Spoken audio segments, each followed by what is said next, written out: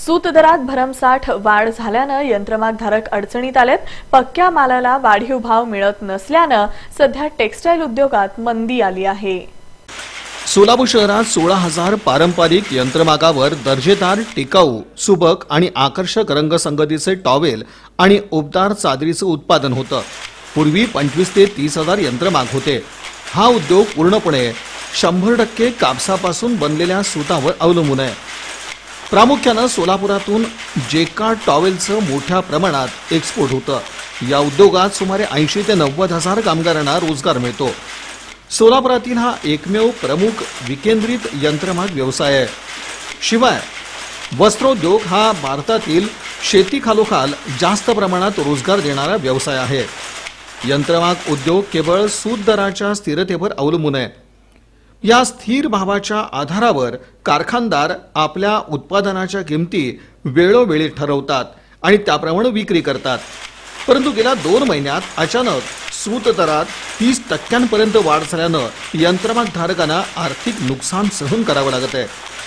नोटाबंदीच्या निर्णयामुळे ऐन सीझनच्या वेळेस टेक्सटाईल उद्योगाला मंदीला सामोरं जावं लागलं। यातून सावरत असतानाच अचानक झालेल्या सूताच्या भरमसाठ वाढीमुळे टेक्सटाईल उद्योगासमोर नवीन संकट उभारलंय।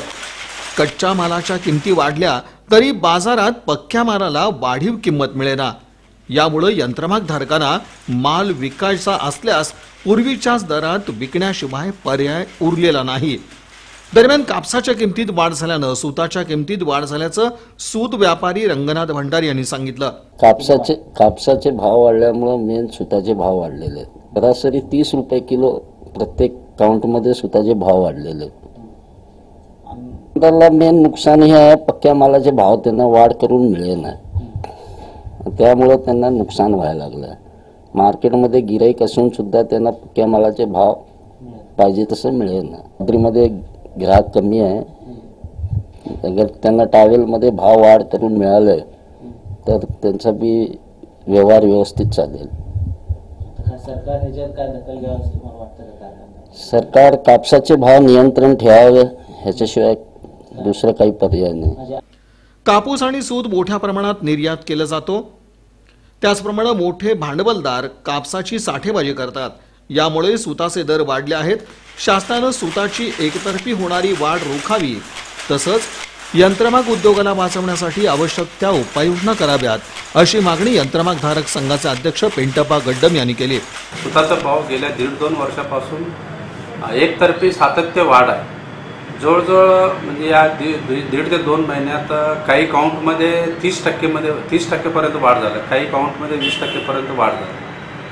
त्याच्या आधी वास्तविक या उद्योग 6 महिने वर्षापासून मंदीच्या कचाट्यात सापडलेली आहे। मध्यंतरी नोटबंदीमुळे सुद्धा मालाचा उठाव म्हणजे माल विक्री झाला नाही। नोटबंदीचा प्रॉब्लेम सॉल्व्ह झाल्यावर मग जेव्हा मालाची उठाव असतं त्याच नेमकाच सुताचे भाव वाढ झाल्या कारणाने जे पक्का मालाला जे दर यायला पाहिजे ते पक्का मालचा दर बाजारात येईना आणि निर्यात जे होतं मोठ्या प्रमाणात ते निर्यात सुद्धा स्पर्धा असल्या कारणाने पक्क्या मालाला उठाव येईना। सूत नियंत्रणासाठी म्हणजे सूत पुरवठा जी मिलांना जर कापसाचा भाव जर योग्य दराने मिळाला तर निश्चितच मिल कमी भावात देतील आम्हाला।